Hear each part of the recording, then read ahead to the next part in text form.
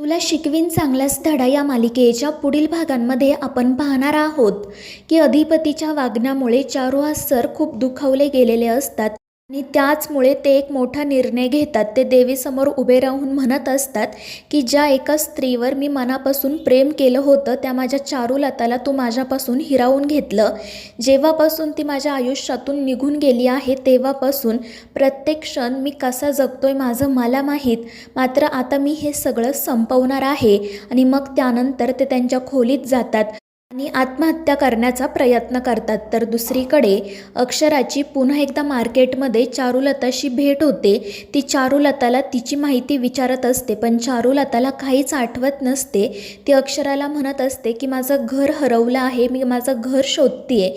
त्यामुळे अक्षरा म्हणते की तुम्ही माझ्यासोबत माझ्या घरी चला आणि मग ती चारुलताला घेऊन सूर्यवंशींच्या घरात येते। तर मित्रांनो, या मालिकेच्या पुढील भागांच्या अपडेट्ससाठी आपल्या चॅनेलला सबस्क्राईब करा।